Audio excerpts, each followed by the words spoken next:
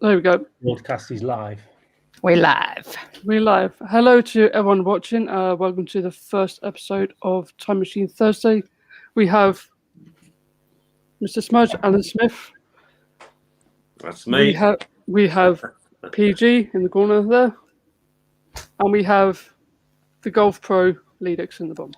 This is like Celebrity Squares. This is, isn't it? It is Celebrity Squares, yeah. Except there's no celebrities. No, that couldn't get any. I love how that's placed right by you, Lee. The 89 frame. Look. Oh no, That way. Yeah, exactly. 89 shirt is there. Look, Can't see the shirt. that one. I've got the shirt. That's your favourite one up there, Smudge.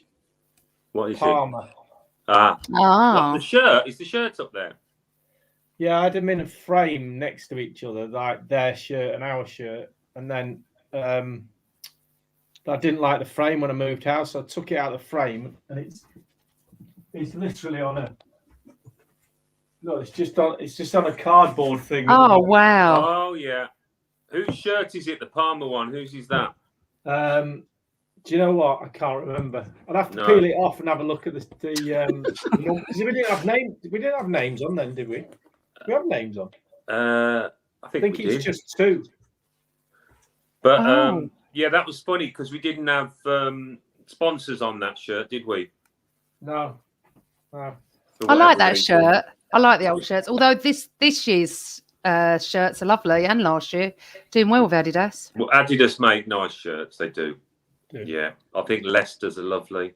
Yeah. Who? Leicester's. Who? Hey, don't start. Hey.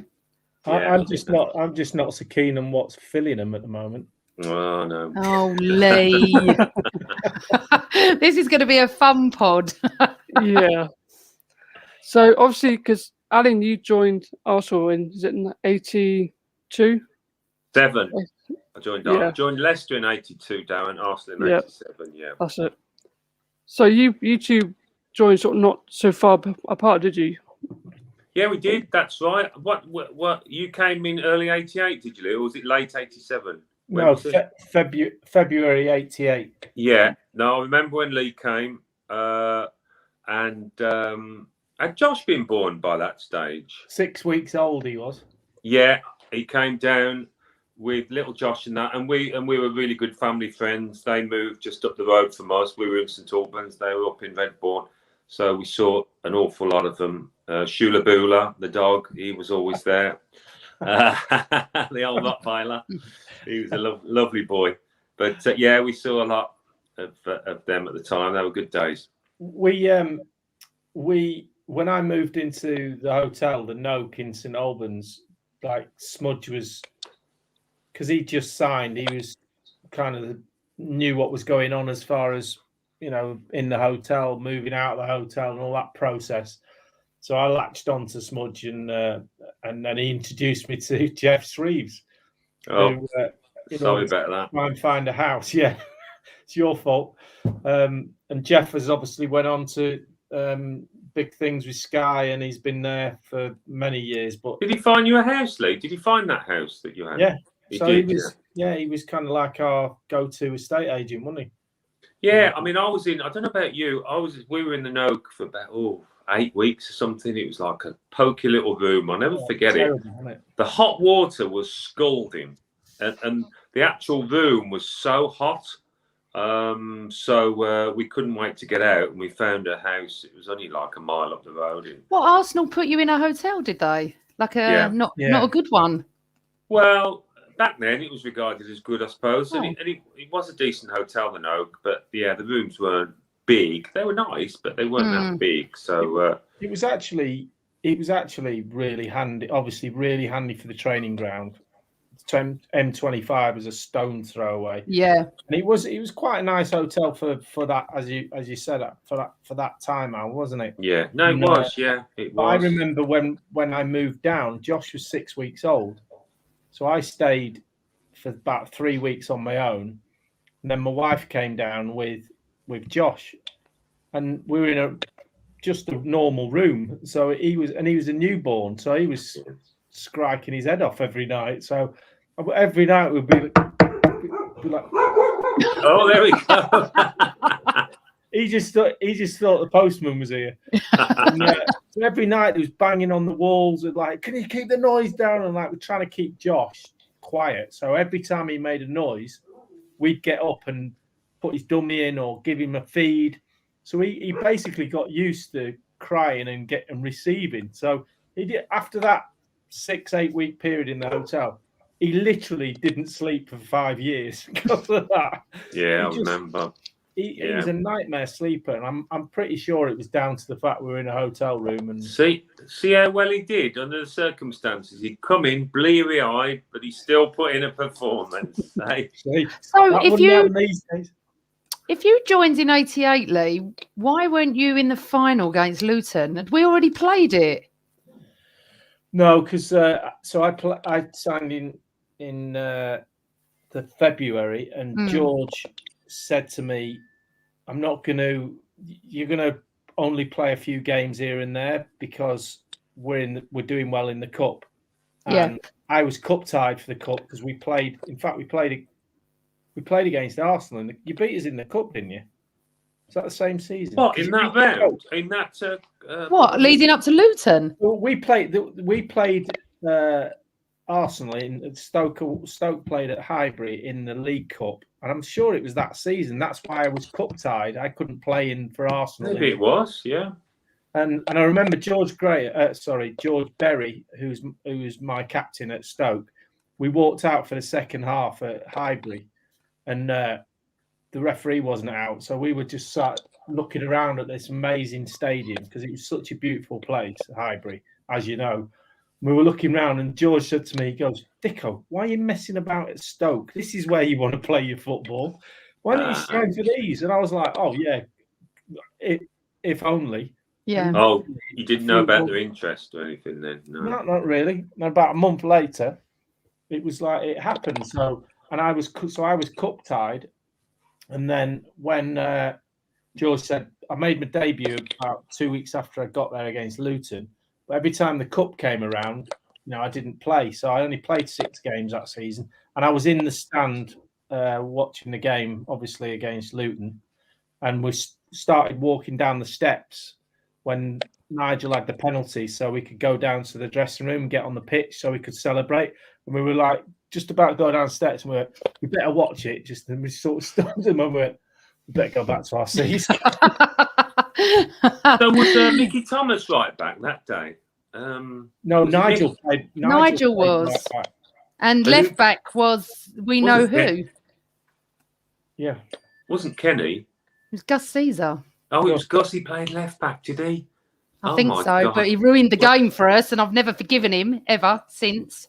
I was thinking, so it was Tony and Dave O'Leary at centre half, was it? I forgot. Gus at left back. I mean, straight away, the alarm bells are ringing, aren't they? Anyway. Well, he was in defence. I don't know if he was left back, but I think he was because he should have shafted it to Rose Z and he didn't. And then all hell let loose. And we've given them their finest hour, Luke, and they still talk about it now. I know. So, what can you do? Just give a little bit back to the football community, didn't we? Exactly. Yeah. We beat Liverpool the year before, so you know what? We'll let them win it that year. I was glad we got beat because I wasn't going to get a medal, so I didn't care. Lee. Well, funnily enough, I was a bit like Lee for '87.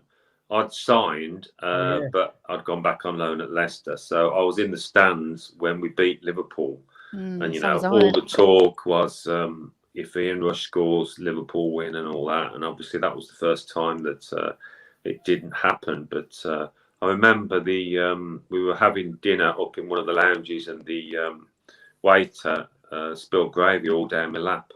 And it went all over me. So it wasn't a good start. I thought, the omens aren't good here. You did all right, mate. So what was it, the feeling like? Because obviously, for me, I obviously didn't see 89, but what was the feeling like for the three of you? Obviously for Alan and Lee, but for all of you, how did it feel like for 89? Because obviously it was a build-up to how well Arsenal were doing.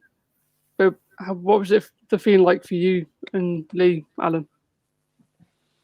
The feeling on the day was let's just go up and give it a go. Nobody fancies us. The odds are well against us. You know, I mean, Liverpool have been on a tremendous run, Darren. Hardly, I don't think they lost a game since New Year's Day. Caught us up, closed the gap, and we'd had a few wobbles, obviously, against Derby, lost to them, and then drew against Wimbledon. And I never forget doing a lap of honour after Wimbledon and applauding the fans like he did last home game. And it was a kind of, wow, we've done our best. Sorry about that. You know, not quite good enough. And I think the fans thought that. You know, I don't know what Amanda thinks. And we've gone in the dressing room, and you know, we're obviously slumped shoulders a bit. I think the gaffer, you know, lifted us and congratulated us on a really good season. I'm sure he didn't give up on it, but you know, we all probably drove home that night thinking, "Oh, we've blown it here." And it was only really when somebody worked out, you know, when we came back into training that we got to win 2-0 or by 2 clear goals, that then you're thinking, well, it's a long shot, but we're still in this, you know, we've still got a chance. So we went up that day, just let's give it our best shot. Well, I'm just trying to remember. Didn't we play Wimbledon? Right, you played Derby and Wimbledon. We played Wimbledon on the Tuesday night, and then Liverpool played after us, didn't they? West Ham. At that point, we didn't know what it was until they played West Ham. That's it. And did they beat West Ham 5-0, Lee? 5, yeah. So Yeah, that's 5-1. 5-1. Because the one was all important. Yeah. Thingy, Liam Rosenior's dad, what was his first name? He always says, you know, he's responsible for Arsenal win the league. I've never heard that before, actually. Yeah, well, I remember I was at the football writers' dinner on the Wednesday, and the scores kept coming in, and you know, all those journalists, they were all finding out what the score was. You know, 1, 2, 3, 4, 5, and at that point, you're thinking, oh, you know, forget about it. Well, I didn't get an invite to the football writers, so I went out for a meal with my wife at the time, and we went to somewhere in Hertfordshire. You'd know it, but I can't remember it now. We went for a meal, just the two of us, and we were in this restaurant. I thought, I'll get away from it. Don't want to listen to it. Just whatever will be, will be. And the waiter came out to take our order, and he literally almost went, "What are you having, La?" Like in this real Scouse accent. And I looked at him and he went, "Yeah, your worst nightmare. I'm a Liverpool fan." And I went, so every time the goal went in, he just popped his head out the kitchen and went like that. "Oh, we've got another one." Torture. You should have gone back the following week. Yeah. Yeah, I think he'd been sacked. Yeah. Well, I have to make a. I have to tell you what happened, actually. I have to be honest here. After Derby on the Saturday, or whenever Derby was, because what's his name? Dean, whatever his name is. Dean Saunders got a couple. Dean Saunders. We drew, right? And I'm not adverse to being on the radio. And the radio contacted me and said, "Will you come on?" And I said, "You really don't want to know what I'm going to say." And I went mental. I sort of said, "There's no point us going to Liverpool. We haven't got a chance." I was like this. Look, I was a stroppy teenager. I know not much has changed, but I was about 18 at the time. Yeah. And he went, and I remember them saying to me I think it was Capital Gold or something. I remember them saying, "Well, if you don't think you've got a chance, why are you going?" I said, "Oh, because I've got a ticket and everyone wants this ticket and I'm going to go and going to support my team, but no one beats Liverpool. It's like a fortress. And you know what? No one expects us to win." And I honestly didn't think we would. I'm not sitting here saying I thought we'd win, because I didn't think we'd win. But yeah, we were just livid because I think Saunders, it was 2-2, I think. No, I think it was. I think they beat us, Amanda. No, I don't think they did they? I thought it was 2-2. Derby. They beat us because we lost to them and we drew with Wimbledon 3-3. Was it Wimbledon then? I went on the radio. I was one of them. We drew. We got beat by Derby 2-1. Right. We drew to Wimbledon 2-2. Right now, it's Yeah. after Derby because I was livid we lost. That's it. Yeah. And then it got I even got worse. by the way, against Derby, so it wasn't my fault. But No, we can never blame you, Alan. I can never blame Well, you there's only ever. one man's fault that game was anyway. It was Tony Adams.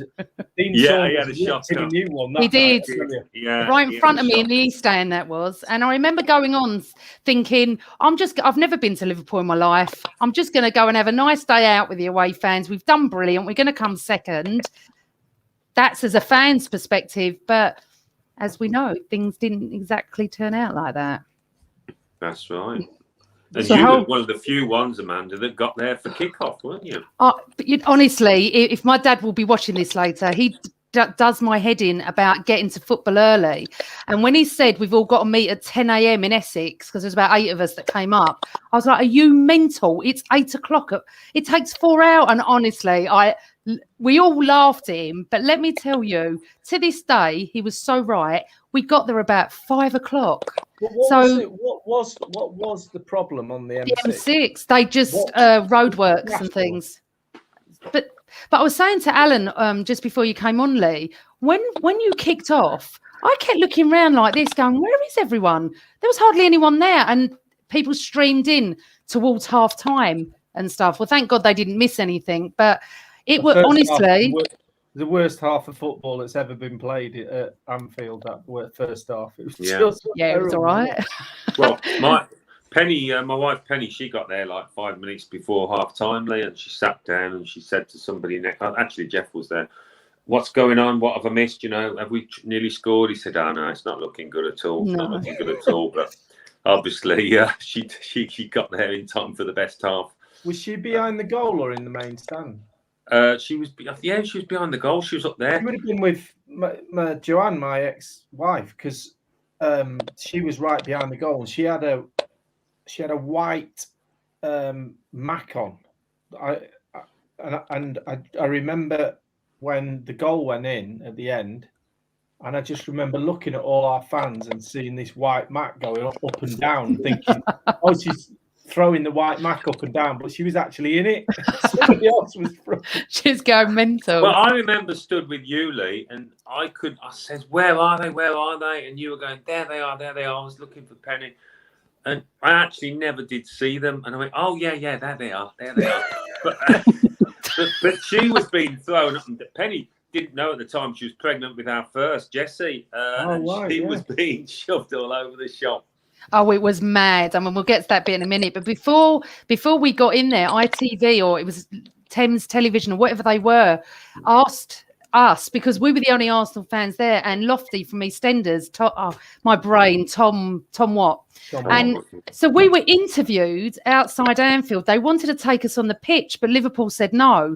So we're interviewed outside. There was 5 of us, only Arsenal fans around. Loads of Scousers giving it, because in their heads they've won it. They don't ever lose, do they? So, and we were being interviewed, and it was so weird, because still then, we were just like, well, we're having a good day out. At least we're here. We don't know where the other Arsenal fans are. Everyone's stuck on the M6. They were telling us all that, the TV company. And then we go in the ground, and it was really weird because there wasn't hardly anyone there. So obviously to this day, I have to say my dad was right leaving at that time. Good old he dad. knew. Good old dad. Good old Kelvin. They're always right. Always. Yeah. Always. So obviously after when the big winning, because obviously I like hearing the stories of how people celebrated after the match. Because obviously, Lee, you didn't go with the other guys. You didn't go to celebrate with the guys, did you? Oh, Lee's story is hilarious. No, I didn't actually like anybody, so I just went to my family, the bosom of my family. The bosom. They're all horrible so-and-sos. Made my life a misery. And thanks for bringing it up, because it is, it's a deep wound that I never. Well, it's mums, isn't it? You can't turn your mum down. My mum said she's having a party for my uncle. You're coming, aren't you? And I was like, yeah, of course I'm coming. What the heck was? If we would have had mobile phones back in those days, I would have just got on the coach with the lads, and then text her halfway back to London and said, "Oh, there's been a change of plan. I'll speak to you tomorrow," and that'd have been it. But I couldn't let her down, so I had to had to go back to Manchester, which was, was terrible. You know, it was. I just kept thinking about what the lads were up to and where they were, and obviously seeing when we were making '89, and that part of the story was after game, and seeing all the lads turning up at what's it called? Winners. With their ties around here, and then the story about the bloke winning Smudgy's tie and taking that off him, and all of that lot. I was like, God.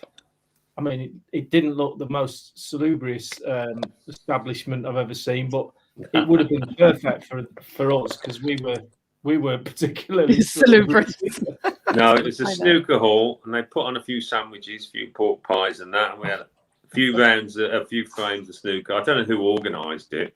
Somebody said we're going back to Winners in Southgate, but I mean, the journey down the motorway. There's some good footage in '89 at the Lee on the coach, you know, from people that took some pictures from their cars. The cars kept overtaking, slowing down, people hanging out of windows, sunroofs and everything. We're waving and, you know, got our beers at the back, and even George came back and sat with us. So it must have been special. Did he sit at the back of the coach? He came back for a bit. Yeah, came back for a bit. Did you see how get beaten up? Yeah. Bless him.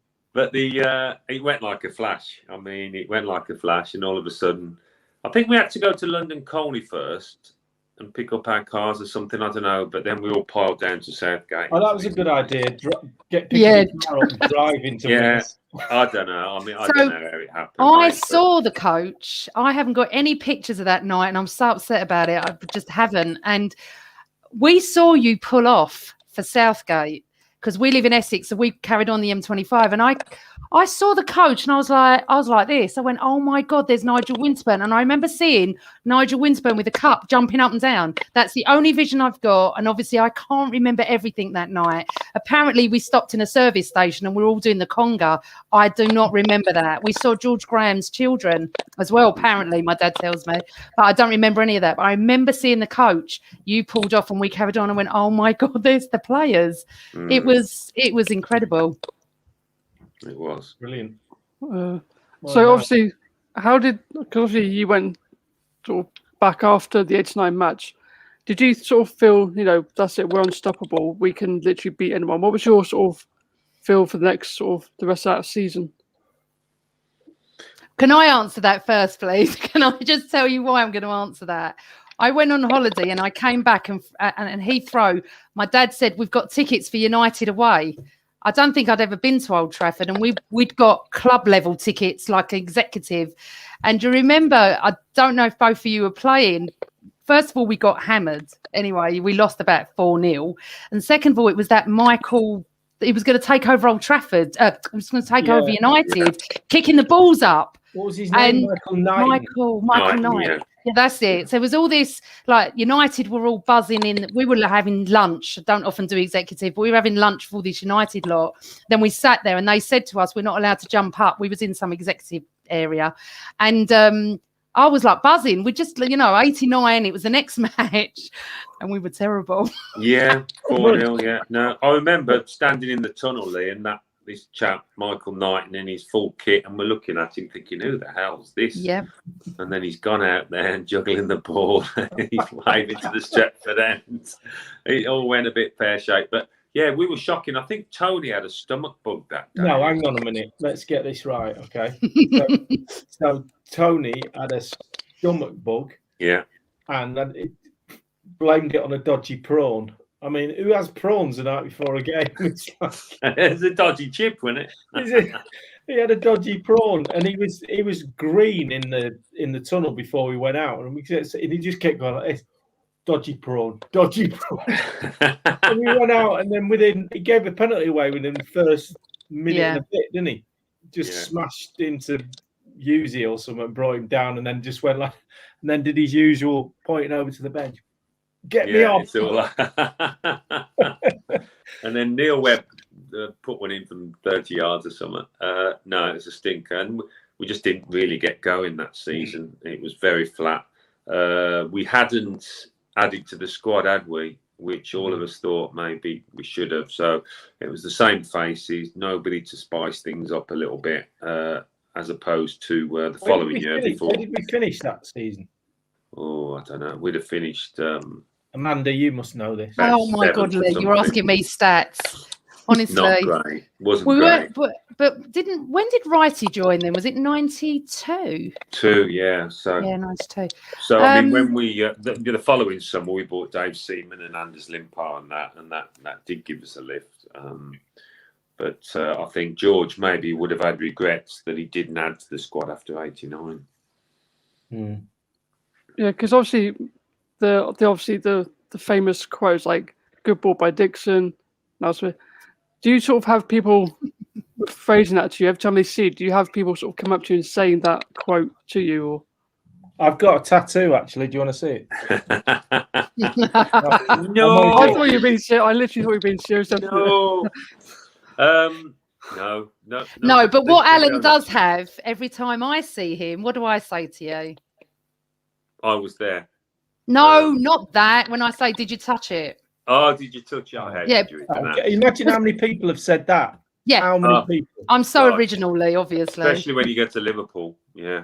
Yeah, you didn't touch it, lad. Yeah. The best answer ever, which obviously I've never scored really very often unless it was my own goal. But if I was Alan Smith now, and he's a different character to me, obviously, but if I was Alan Smith now, I would always say when someone said, "Did you touch it?" I go, "No," because it'd just be hilarious. It'd just be really funny because they can't take it away from you, and I would just have everybody over. I'd just say, "No, I didn't touch it." No. Well. One of them. Yeah. Things, isn't it? No. If you look at the replay, you can see I touched it anyway. It was a well-worked free kick that only worked once, but it was well worked on the night. But let me tell you something interesting about Liverpool. Yeah. I've got a lot of Scouse mates now. I didn't know anyone then, but I've got a lot now. They've always really respected our club, always, and still do, fun enough. Luckily, most of them hate Tottenham. But one of the interesting things is that they now do not play or never walk along until the very end of the match, because that day they played it 5 minutes before the end. And everyone was singing it. I don't remember, but I know people now that were in the cop that night, right. And we were 1-0 up. We weren't going to score. Mickey Thomas had just missed, didn't he? So they started playing it, and now from that moment on, that match, they never played it again during it, only at the final whistle, because my friends told me that he's been a cop-ite for many, many years, and. And hearing it from his point of view, because I didn't know him then, met him 20 years later. We always joke about winning the league at Anfield. He said, "Well, we've won the league at Anfield." I said, "Yeah, but you've never won at the Emirates or Highbury, though, have you?" Yay. But you know what's interesting? And, this isn't me being biased as well. That moment with Mickey and everything that the whole game meant, I've got many Man City friends, and I'm sure Lee has as well, that keep saying that the Aguero moment was better. Now, I was up at the Etihad last week. I know, Lee. I was up there last week with my friends, and I said to him, "Listen, I can't take away from the fact that you took the title off United, and I understand everything. You were playing QPR at home. I'm sorry. Liverpool didn't lose a game in the 80s. And Arsenal were not anywhere near their calibre. Yet we went there and beat them 2 clear goals. You cannot compare it. And it's not me being biased. It's absolutely not. I'm not that sort of character. But they're still insistent that Aguero, that moment, which is the second best moment, I think. I'm a City fan from a child. And I can't push that narrative even if I wanted to. It's not even in the same ballpark. I know, but they won't have it. Yeah, but all those people that won't have it, they can't even fill the stadium for a Champions League game. And Pep's now coming out saying, "Please come and watch us." Oh my God. I mean, they're bound to say, aren't they? It was the best moment of their lives, those people watching City. They probably weren't old enough to remember the 89 one. But as you say, Amanda, the circumstances, it was so much harder for us, wasn't it? Oh, God, yeah. QPR struggling against relegation. Do me a favour. I mean, it was an amazing moment. And of course, watching the United players on the pitch thinking they'd won it, they weren't sure what was going on. I totally get that, because if this was Tottenham and we were at home to QPR, we'd be going even more mental, but you cannot compare it. And I often say that. Oh, yeah, because you're Arsenal. No, because you can't compare it. If you was a middle of the road team and you went to Liverpool and did that, I'd have to hold my hands up and say, absolutely. Yeah. I remember I was at Sunderland that day commentating on the Man U game. Yeah, so our game finished before City's, before the Aguero goal, and I remember we were commentating over the United players, and Fergie's come on the pitch and he's going, "Yeah, it's still going on, it's still going on." But then when word got through about Aguero's goal, all the United players, oh no! So yeah, it was some moment. So what about the Mickey Thomas when he did his celebration? I mean, I sort of look at him thinking, did he try to do a roly-poly? Did he try to do a flip? What was he? Did he ever talk about that after when he did that celebration? I think he tried it before, at Villa Park or something like that. But he was the strongest man in the world, and he got these neck muscles. I mean, to do that, you could easily break your neck. But I remember getting there, and he's trying to do this thing, and I thought, oh, I'll just let him get on with it. And I've run over to the corner and milked it with the Arsenal fans, while he's doing his little flip. But there wasn't anybody else in that team that could have even attempted it. No. Rosie couldn't quite work out what he was doing, was he? He was like, what you doing? Yeah. I didn't see it live because we were just everywhere, flying everywhere, being lifted everywhere. It was the most incredible football moment of my life, because I remember when he missed, I said to my dad, do you think we should leave and miss the traffic? Because if it's taken 8 hours for everyone to get up here, I don't want to sit in that going home. He honestly looked at me and went, we do not leave early. That's why Fever Pitch is such a brilliant movie. Oh, it's fantastic. Because it absolutely captures those moments when Mickey's, you can imagine every Arsenal fan saying the same thing when Mickey fluffs his lines on that occasion, and he's in the, he's watching it with his, oh, there we go, it's like all of that sort of stuff going on. And we was, no different than we were saying on the pitch, because when he went through, I just kind of went, oh, that's it. We ain't going to get another one, to myself. Exactly what I said, like, that was it, right there, the game, right on us, And obviously, I didn't know what was coming. But it's interesting because at your film, I was working for AFTV doing all the interviews and everything. And when Mickey came up, I wanted to cuddle him. I mean, I'd been on a podcast for him years before, but I just wanted to cuddle him. And he went, he's so humble. He still doesn't think it's down to him. He said, it's not, I'm a team player. And I was like, listen, Mickey, if it wasn't for you, we wouldn't be standing here. I said, and I get the fact that Smith scored and it's the whole team, but you went through. I said, you could have scored the first time, though, couldn't you? He did laugh. And I said, God, I was like, we were all so stressed. But with regards to your film, 89's fabulous as well. And the last bit of 89, my heart was pumping. Honestly, Lee, it was because I came to the premiere and I was like, I actually thought, are we going to score? It was so weird watching the film because you think he's going to miss, don't you? And the way you did the scenes, I loved it, and the slow motion, everything. But what Fever Pitch does, the main character is exactly like my dad. That's what my mum has had to put up with since the 60s, to be honest. And he would never book a holiday. Me and my brother were born in July, so we're out the football season. There was never, everything was planned around football. My mum comes from a Tottenham family. She's not into football at all. But it was, growing up, our lives were just that. So watching Fever Pitch, when he said about the fixtures, my dad knows exactly when the fixtures are coming out every year. He tells me in May, they'll be out, blah, blah, 3 weeks. Is he still the same? Honestly, Al, he hasn't been to the Emirates for a couple of years because he hated what was going on and he couldn't, climb those steps, and he's in mid-70s now. He's even more obsessed. He honestly completely more obsessed than anything. Yeah. Well, it's just his life. He walks around in his Arsenal tracksuit and his cap, and people know who he is. They often say that they know who I am because of him, But the Highbury days, and obviously it's down to my dad that I even went at 4 years old. But But watching Fever Pitch, I watch it, and I watch your film and Fever Pitch every 26th of May. I do, because you can't do anything else that night.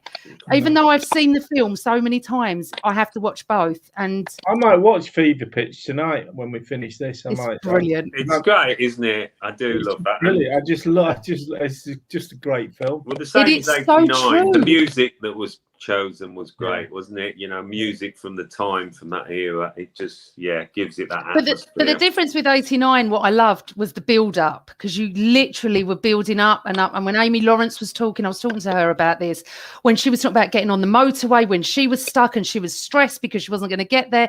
Every fan has their own story about that day. You know, we all know your stories. We've heard what George was like, and how he behaved and how he believed he was going to do it. But honestly, I've met so many fans who tell me their stories of where they were, and I would have loved to have been at Highbury that night. As much as I wanted to obviously be at Anfield, to be back at Highbury watching Fever Pitch, and I bet it was exactly like that. Yeah. It was incredible. And the next day, so where we at? Was it the next day we were at the town hall, or did we not do that? No, What one was Sunday. that then? It was a Sunday because I was in Manchester on the Friday night, and then Saturday at home, and then I came back Saturday night, I think, in order to do the parade on the Sunday, wasn't it?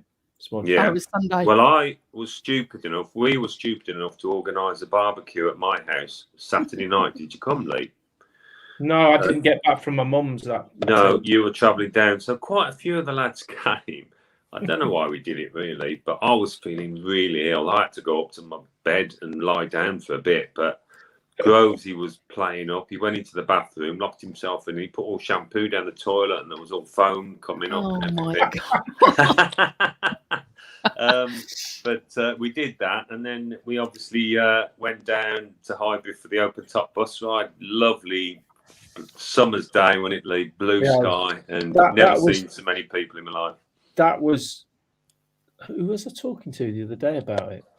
I was talking to somebody about health and safety hanging off the hanging off the windows of the town hall. How somebody didn't, one of us didn't fall off, and the sea of people. But the journey, the people in the buildings, it was almost like it wasn't the ones, because you come out and you go to the roads and you walk along, but all the buildings had Arsenal fans in them. I was like, you can't all be Arsenal fans. It was just every window had someone with a red and white scarf hanging out the window. I was like, you must have taken over all the building. It was just incredible. But you're right, up on the balcony. Well, there wasn't even a balcony, was there? It wasn't a balcony. It was like a little. People were balancing on it, and holding the trophy and that.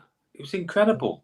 So where I was in front. So where you walked in, you had fans there and fans there. I was on that bit, the bit where you walked in. And we knew a journalist up there, still know him to this day, a mad Arsenal fan that took the most amazing pictures for me. And you're talking about that balcony, and you were balanced. I actually thought at one time Adams was going to fall off. I actually thought he was. He was going to fall off. It was going to be him. He was out of his head when he was sat on the Highbury steps from about 4 a.m. He lost all sense of time because he'd been out the night before. He was sat there in his suit waiting for all us to turn up. Yeah, I'll never forget. I just have to stop you right there 1 second, because I've got to take something out of the oven. Is that tea ready, son? I'll be back in about. What are we having for dinner? I wonder what that smell. I thought I smelled burning somewhere. It smells lovely, actually. Yeah, it does. I remember that, Al. I've got some amazing pictures that a lot of people wouldn't have because of the journalist that was there. And I remember him taking a picture of us in the crowd. I don't know where that is, but I've got some great pictures of Davis and Rocky and Adams and stuff like that. And it's really interesting because I've connected with Tony on LinkedIn the last couple of weeks, and I had a picture taken at the Emirates in front of his statue. And to this day, just talking about Tony a second, we've never had a captain like it. How he played during those times when he was not himself was phenomenal. To know Tony, unbelievable, and everything he went through, and absolutely, completely proud of him. He said we were at the ground probably a couple of years ago. I don't know what we were doing, but we were doing something with the supporters, and there's a few of them in the boardroom looking at the couple of trophies he got in there, and we were talking to him. There's about 10 around, And one of the questions, he said, "Have you got any questions?" And one of the guys goes, and I've probably told this story a million times, so you probably heard it, but he said, "Oh, so what was it like?" Because that was right. It was the gold Premier League Invincibles. trophy for being Yeah. invincible, and they were going, "Well, you know, what was it like to be invincible?" And I said, "Well, you know, me and Tony weren't invincible because we retired in 2002, so that was 2004." And Tony went, "I was invincible." And I said, "No, you weren't, Tony. You retired the same day as me and the last game of the season." And he said, "No, I was invincible." And I said, "Well, you can believe what you want, but anyway, next question." And he went, "No, 1991, we lost one game, Chelsea, and I was in Chelmsford prison. I didn't play in that one, so I'm invincible." Well, I suppose you've got a point. Fair comment, Tone. Yeah. God, was that what it was, 91? I remember being at that game when Steve Bold had a bandage around his head. And I then he couldn't had to believe, go off. yeah, couldn't believe we lost it because we would have been invincible, Andy wouldn't we? Linnigan came on, didn't he? Yeah, I think Dave Oh. Hillier had to play centre half or something. Yeah. We went back into the dressing room, and to be fair, George said, "Well, congratulations on a brilliant run. Let's go on another one now," and we did. Apart from Spurs in the semi-final of the FA Cup, Oh, but don't. we won't mention that. No. That broke my heart. Got his studs caught. Yeah, So I quite like listening because I was just being 4 years old when 89 was going. That's why I like watching the film a lot because I can't feel like I can be there. So I have my headphones and I'll just shut my eyes. And when I'm thinking, I wish I was there, but obviously being 4 years old didn't happen. So it's always nice hearing stuff like that, and it's always quite funny hearing the different stories of what you guys got up to. So Well, it's interesting because you are so much younger. It's hard, but you can experience it through Lee's film 89 and Fever Pitch. It was exactly like Fever Pitch. It's exactly what all Arsenal fans were going through at those moments when Mickey missed, and then John Barnes takes the ball down there, and Luke gets the ball to Dixon, and it does. Look, I'm blessed because I was there, and I'll never ever forget that, obviously. But you can still feel exactly the same watching at home. I know so many people that someone got a ticket and he thought, "Oh, I can't be asked to go to Liverpool because we're not going to win." I just would never have that attitude because in life, and I think that was the moment that changed it for me. In life, you never know with football. If we did what we did that night, then anything is possible. And it was always the Arsenal. It was always, if it's going to happen to us, I mean, little things like the, Luton FA Cup, no one thought we would lose to Luton. And to be fair, I probably didn't think we were going to lose, especially after beating Liverpool the year before. And Liverpool was my first live final ever. So what a final that was. So I went to Luton the year later thinking, oh, this is easy, Being an Arsenal fan, from those moments on 88 and 80, you never know what's going to happen, ever. You're just never going to know. You never know. But it's interesting, younger fans, because a lot of younger fans only know Wenger. And they don't know, Terry Neal, Don Howe, when I used to sit there as a young school kid, George Graham. What George Graham did changed the club. It absolutely. Stuart Houston, Theo Foley, and I try and educate everyone younger than me that football did not start when Wenger got there. Yeah. No, George built a brilliant platform for Wenger, didn't he? Not least the back four. Yep. I think he did have his reservations when he looked at the birth certificates, but he soon saw what they were doing on the pitch was more than good enough. But yeah, George, because I mean, when I got there, Graham Ricks was still there. We've got Steve Williams, but like Viv Anderson had just gone, Tony Woodcock, the big earners. Charlie was still there, but you could see that George never really wanted Charlie in the team. He wasn't his cup of tea, and he only lasted 2 games. It reminded him so much of himself, that's why. Yeah, he probably did. I'll stroll that. And then, he had to do a lot of clearing out, but he somehow kind of got a team together that was hungry and talented and cheap, just not on a lot of money. And as I say, I mean, I think the hunger was the main thing he was after. as well as the ability. That's what he wanted, because he thought the other boys, were coasting a bit. Great manager for Arsenal. So Can you imagine if? Sorry, go on, Darren. No, that's right. Go on. I was going to say, can you imagine if Arteta was left with the back five that Wenger was left with? Totally different story. Well, that's it. Jumping forward a little bit. Yeah. I mean, you have to make the most of those little bits of luck and opportunity, which he certainly did, the way he added to it. But to have a platform, a base like that, I mean, what manager wouldn't love to have that taking over a club? Fantastic. See, we could talk about the 89, but we could talk about the Parma game as well, because I know how much of an impact. Because I know how much that game means to you, Lee, and obviously to you as well, Alan. Because obviously that tremendous goal from you, if I remember right. How much do you remember of that game? And what sort of memories do you have of that game? I remember getting there, and we weren't very happy with the hotel, Lee. It wasn't great. It was out of town, and it was basic, and we thought, oh, is this it? I think George wanted something out of town so that we could get a good night's sleep and we could concentrate on the game. So there was that, and then we trained on the pitch the night before. We were before Parma and did our bit for 20 minutes. Then we came off, and I remember the Parma players waiting for us, looking immaculate in their tracksuits, like Italian teams did, and looking down the noses a bit at us, thinking, who is this rabble? So that got our goats up a little bit. And I think also the podium was on the side of the pitch, and it had Parma winners, didn't it? Yeah, they'd already nailed the Parma sign onto it. What the hell is that all about? Parma winners.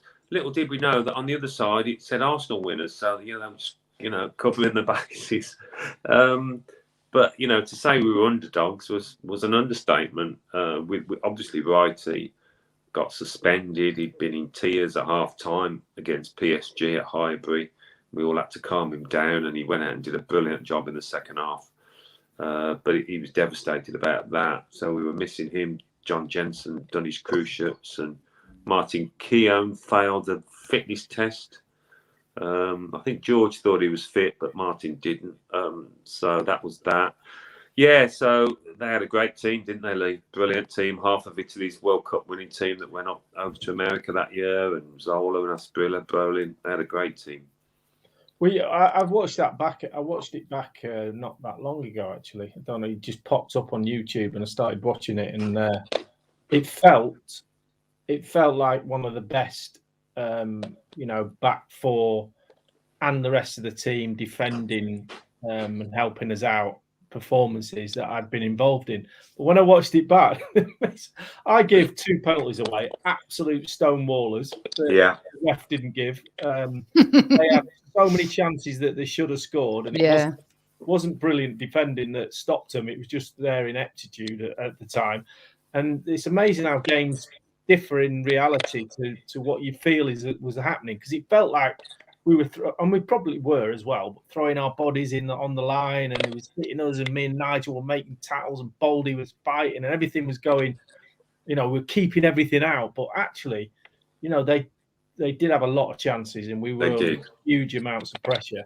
Yeah. First half, they had 3 or 4 breaks where Brolin should have scored, Zola, it was kind of, but that epitomised what we never got down at any moment during the game thinking, oh, they're going to score and we're going to, it was just, that's the way we played. It was like we always give everything to keeping the ball out of the net. And if we did, most of the time it was because we defended well. But that night, it was just a mixture of both. They were hugely dominant, but we managed to keep it out. And obviously Smudge getting the goal and with his dodgy left foot. And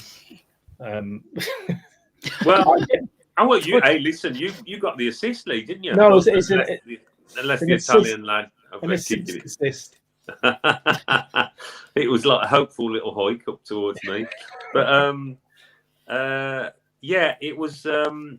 I never forget.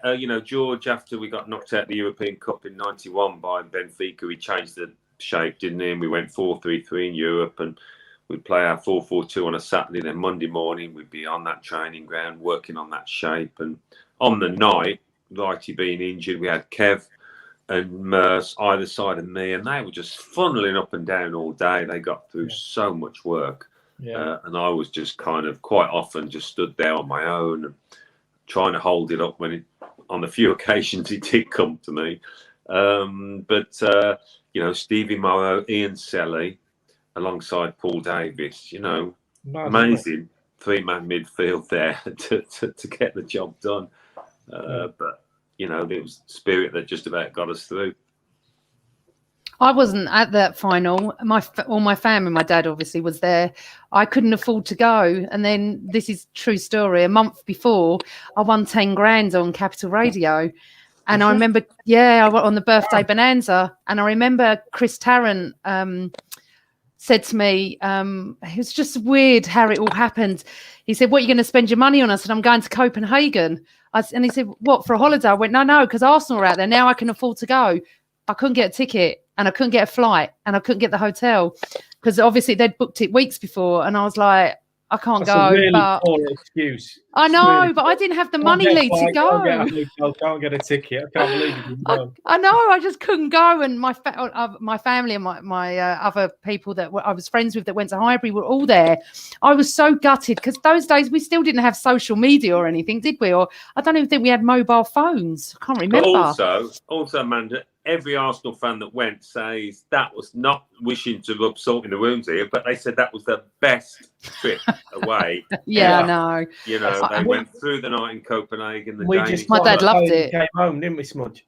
Oh, we were gutted. We came home because we got Newcastle on the weekend, and if we hadn't beaten Parma, we'd have had to have beaten Newcastle or something to get into Europe. So we've ended up at blooming Stansted, 3 a.m. Talk about an anticlimax. Yeah. We got beat against Newcastle. We did, didn't we? I think we did. Yeah, we were crap. Yeah, we did. We lost 3-0 or 3. Yeah. Well, I remember there was a wedding the night before in the hotel we were staying, and one or two of the lads. We went to the wedding. I remember had that. a little dabble. Yeah, just went downstairs.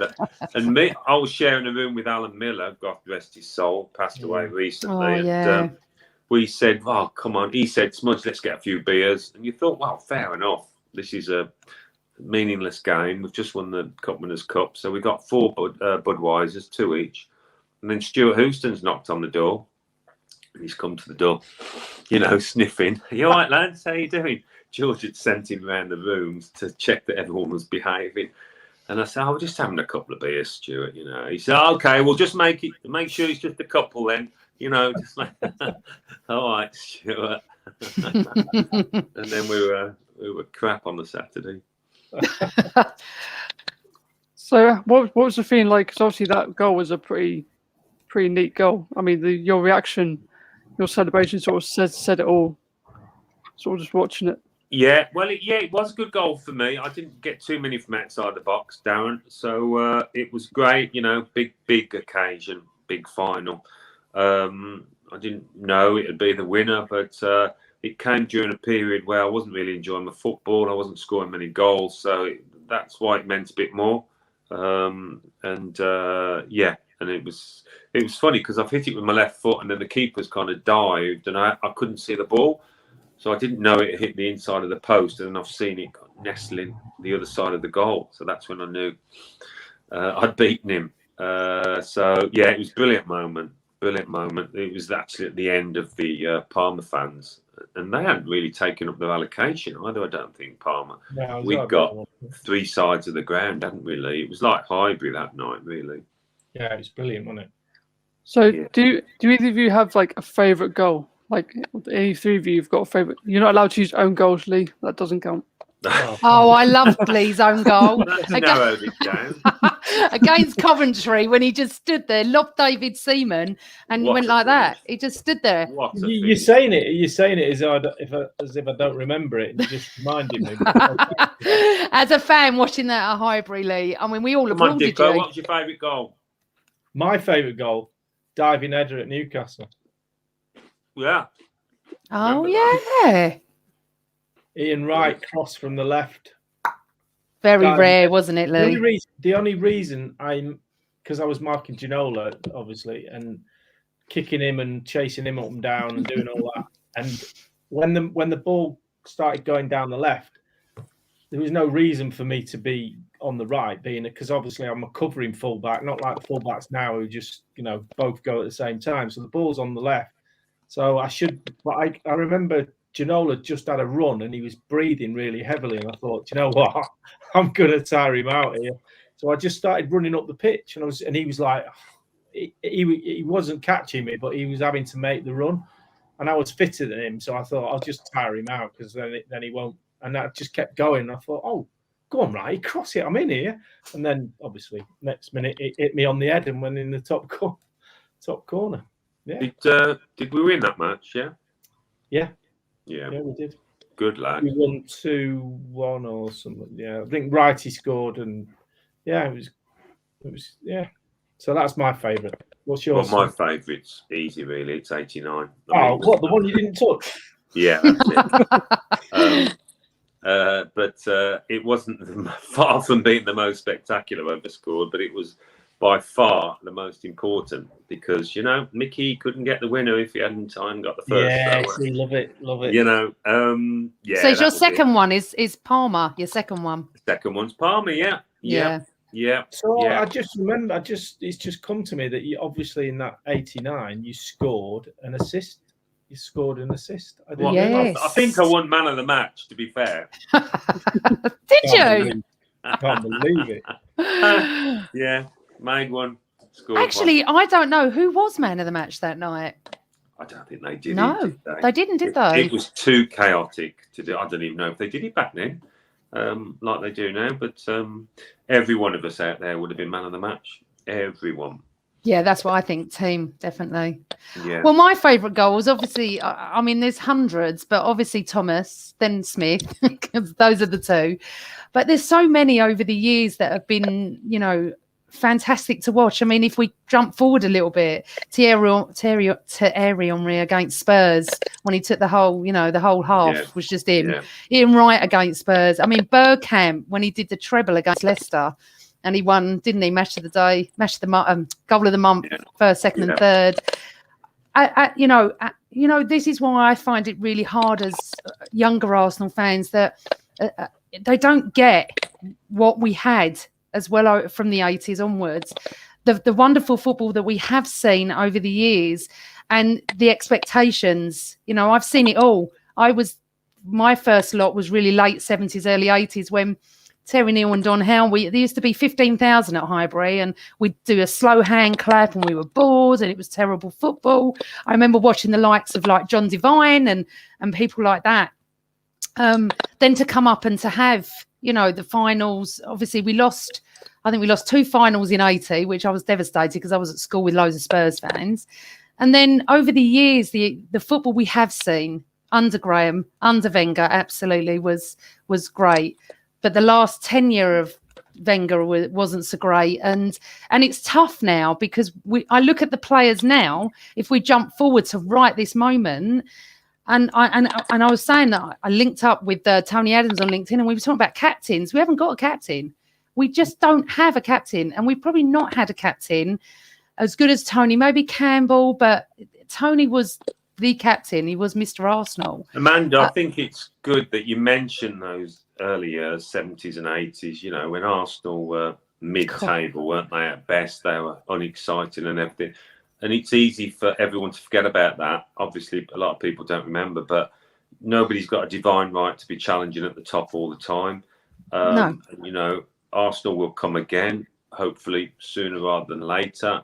But it's not as if this is the first time it's ever happened, Oh God, no, and it's hard because younger fans are expecting just Wenger all the time, that football, and they don't remember. But if you cast your mind back, Alan, to 1979 when we beat United in the FA Cup, if that doesn't epitomise Arsenal being 2-1 down, 2 or 3-2, and Alan Sunderland's going running around the pitch, that is life as an Arsenal fan, the ups and the downs. And the next year we lose to West Ham in the FA Cup final, and away in Europe as well.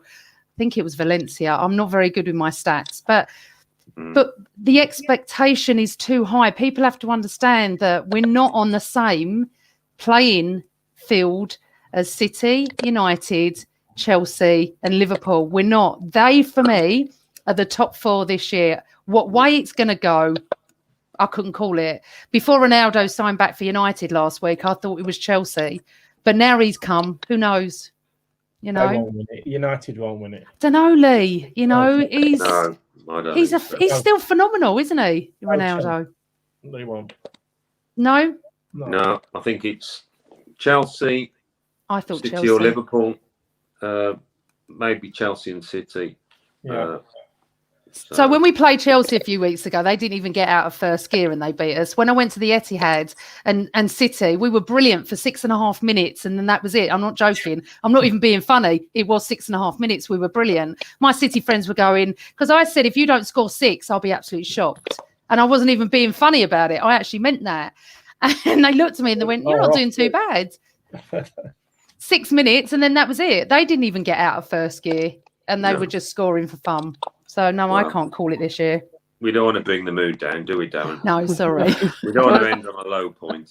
But I think Lee knows which one my favourite goal is, and that was what he just spoke out in the Newcastle game, because that was the goal that got me into Arsenal.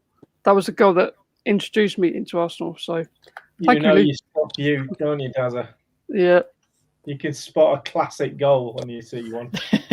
Well, yeah, because I remember when watching it, I just remember everything going flying, because I had a drink in my hand. I was one like that. I was like, oh yeah, because obviously being a kid, everything went flying. I was like, oh yeah. Stadium did as well. All the Newcastle fans did, and the Arsenal fans. Like, The Nuki Brown. But yeah, it's been nice having the 3 of you on and sort of just chatting about, you know, the old games that I didn't get to see, you know, sort of make you all feel a bit old, you know. The thing is that what was so special about all of it was Highbury. That's it. It's just the most magical place, and I'm so envious that I did actually go on the pitch once. But Alan and Lee, come on, it must be the most magical place to play.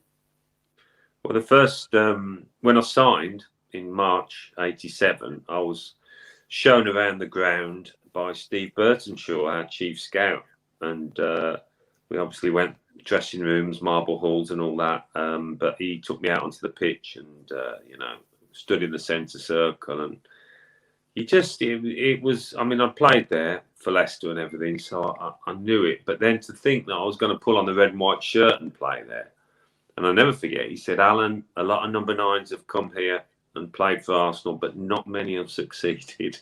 I said, oh, that was nice. That was positive. You're right. But to How many years succeed were you there, there? When did you leave, Smudge? What year was it you left? 95 I retired, forced to retire. So yeah, I was there 8 years. Yeah, I mean, we both joined at a brilliant time, didn't we, Lee? And there's a lot of luck involved in that. Better players than us had joined clubs and not won as much, but we joined just at the start of things under George. He was building something, and obviously Lee went on and to do stuff with Wenger. So we were extremely fortunate. Absolutely. So just I just want to ask Lee something that Alan just said. So you played under Graham and Wenger, Lee. Was it completely and utterly different? Yeah, you literally couldn't get to. Well, there was one obviously factor that was in both of them, and that they're really bad losers and very determined and set in their ways about how they wanted things to happen. Totally different in those scenarios, but their winning mentality was equal. Their